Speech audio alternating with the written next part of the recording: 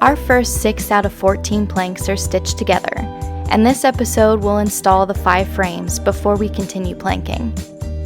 The plans from Chesapeake Light Craft, epoxy from Total Boat, and Garrett's dad's backyard are the ingredients for building our dinghy. It doesn't look much like a boat yet, but it will, as we pull the bow together. Each plank is stitched together through predetermined holes with copper wire. The fit is loose at this stage until we start bringing in frames. I think this is the stage where they start putting frames in. I need to consult the book. Alright. The frames are a sloppy mortise and tenon joint. The mortise, the holes on the planks, tell us where the frames line up. So far, the plans, accompanied with the building book, have been very detailed. Now onto the stitching part of this stitch and glue construction. The many pieces are held in place, initially with wire. Then epoxy and fiberglass will strengthen the hull.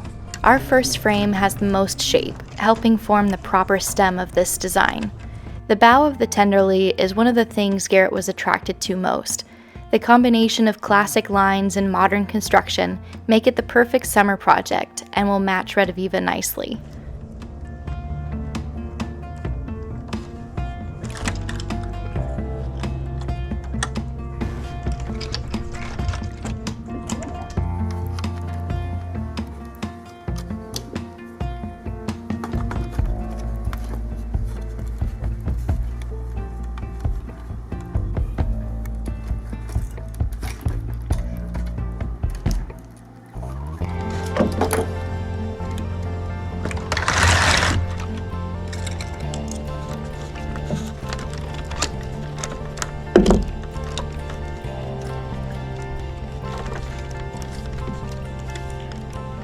First frame stitched in and ready for the next 4 planks stands at around 2 feet.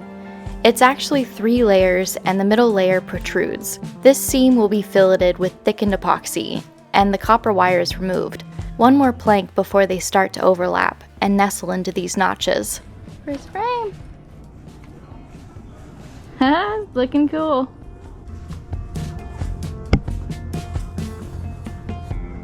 Two out of the 5 frames don't go all the way up the hull. This one helps form the 52-inch stable beam of the Tenderly, as well as the sleek look of the bow. You need to kind of flatten the hull out. Okay. Okay, and we need to push the hull flat. So I think I'll try and get a lot of them in loose. Uh-huh. And then Maybe leave them longer too. yeah, and then I'll pull I'll tighten from inside out. Adding the stitches from the outside in and then cinching from the inside out, easily manipulated plank to frame. Get these ones through, but don't twist them. I help thread the wire through while Garrett fairs and secures the shape of the hull. It's like completing the border pieces of a puzzle, giving you the boundary of the bigger picture.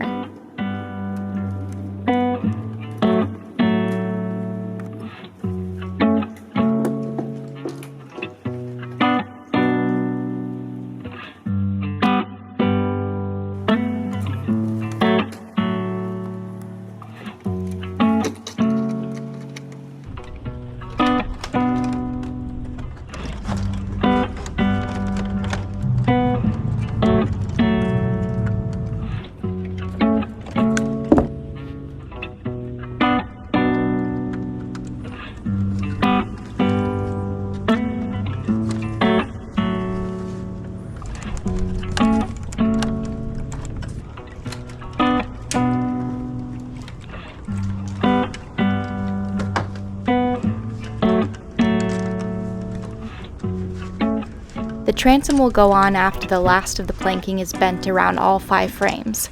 The bow will have a breast hook installed, and then the filleting can begin. A final fairing check will also take place. You want them basically to be edge to edge? Yeah. The shear plank is the only one with a beveled face. It's looking cool.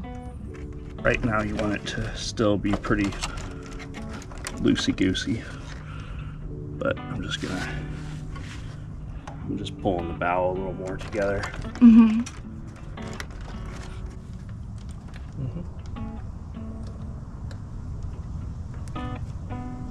Try not to hold it like down against the hull like that. Okay. Do more in the middle. Okay. Good.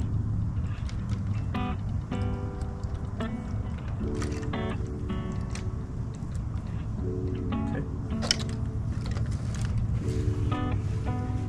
It's crazy to work with such thin material.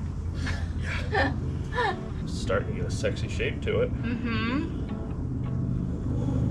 Ooh. I think that looks like a bow.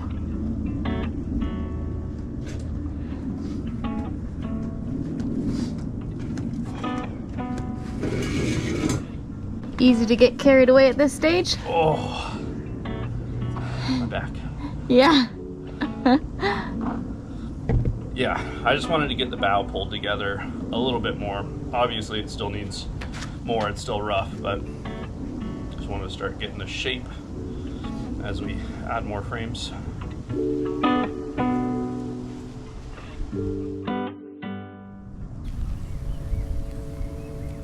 The next frame is where we found our first discrepancy. So we're getting the hull together nice and quickly, and it's coming together really well.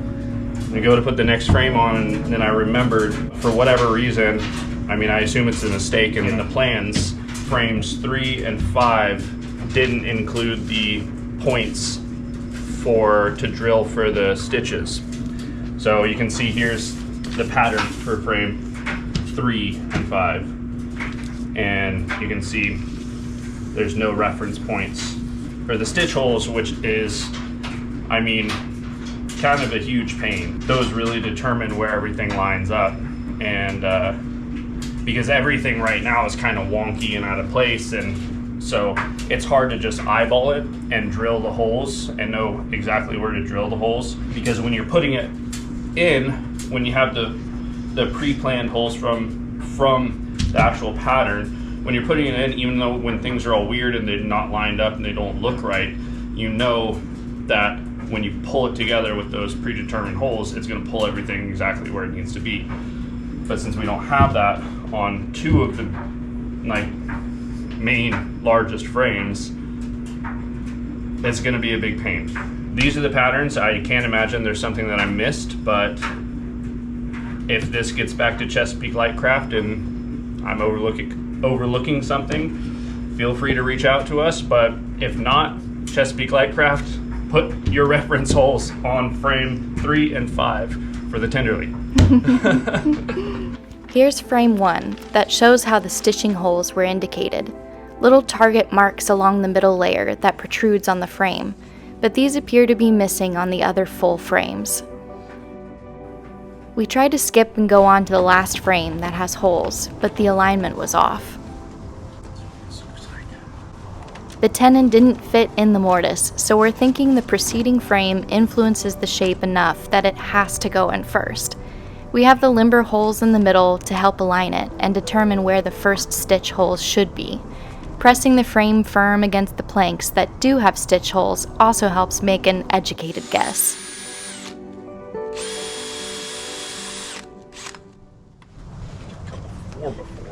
Great. Garrett just had an epiphany. Do this smarter. We need to find some 4x4s or something to set this on so we can get up under it. And I'm like, oh, that's why they tell you to be doing this on just sawhorses, not on a table, because that's the same concept. So We're gonna do that. The worktops has served its purpose very well, but it's time to move on to the sawhorses. Oh yeah. There we go. Now we have access to everything. Garrett fine-tunes what he's already done, making sure everything's sitting nicely. Why does everything hurt so much more at this point in my life? Because usually people build the small boat first, and then say, screw building a big boat, I'll buy a big boat. Can you give me another tie? I broke it.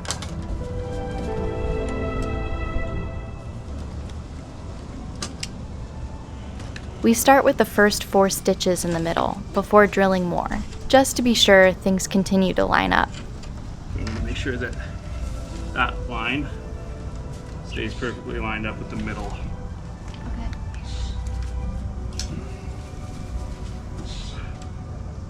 Okay. Cinch down on one side.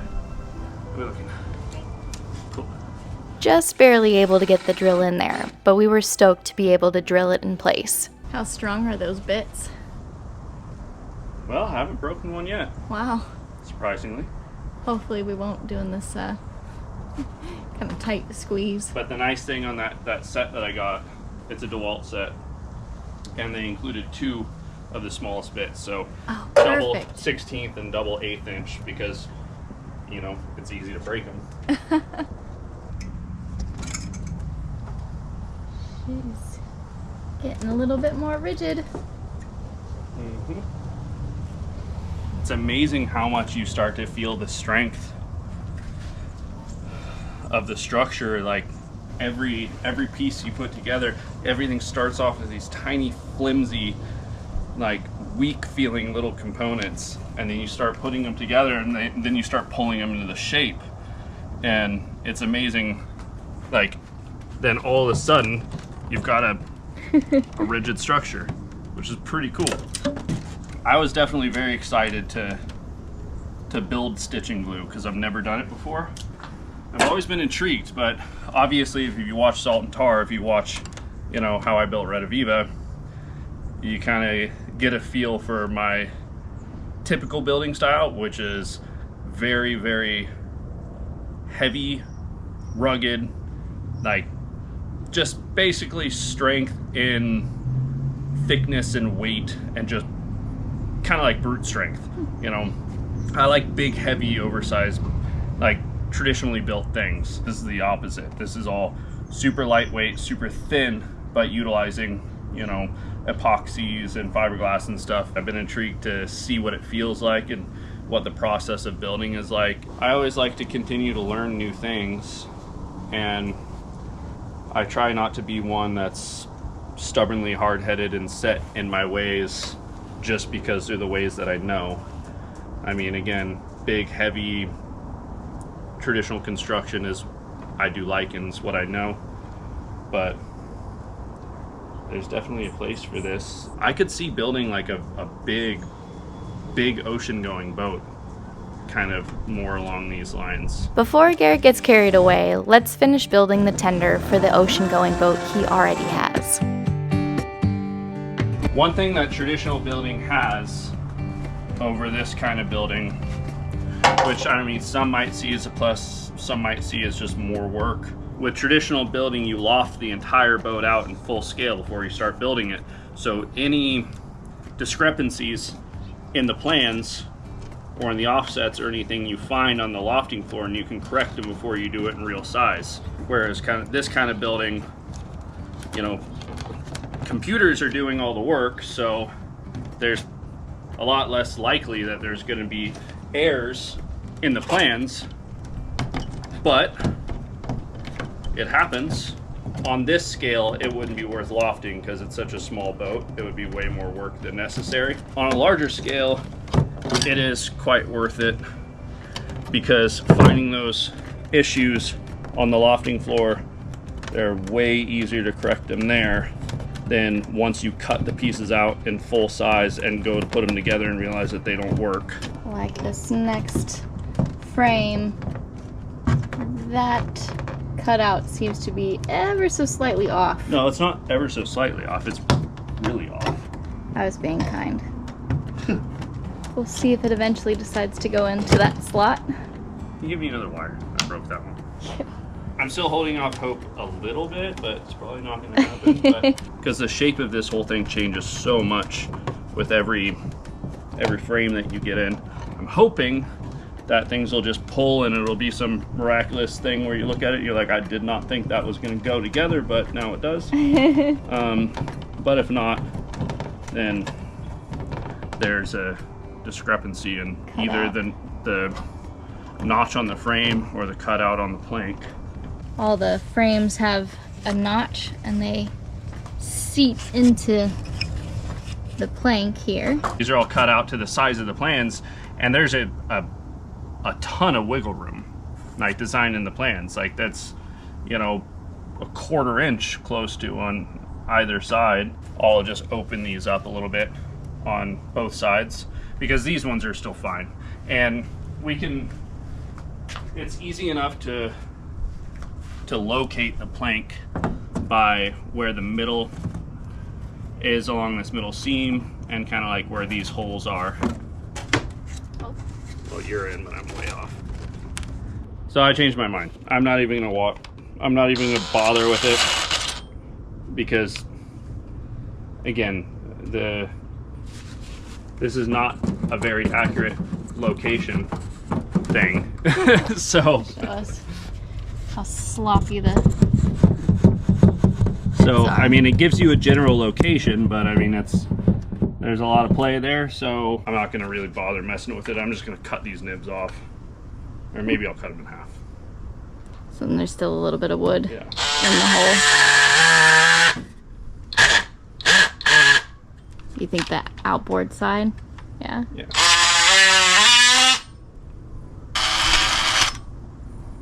Okay. Yay. Yeah, it looks perfect.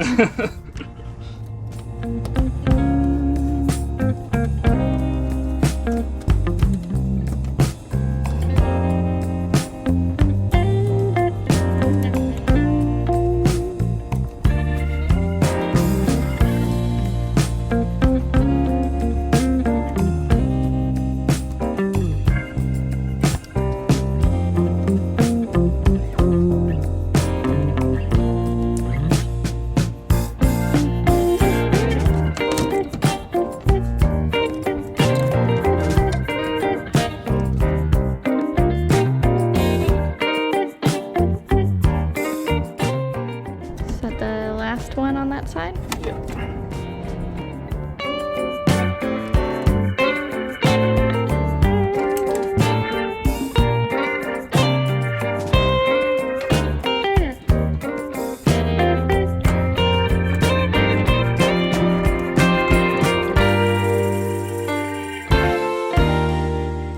Look at it. Look at it being a boat. Look at that. Whoa.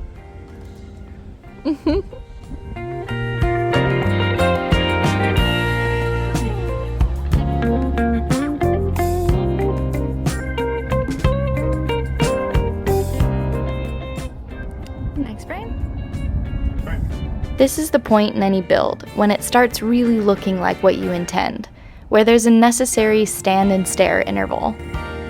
Then you get on with the next piece.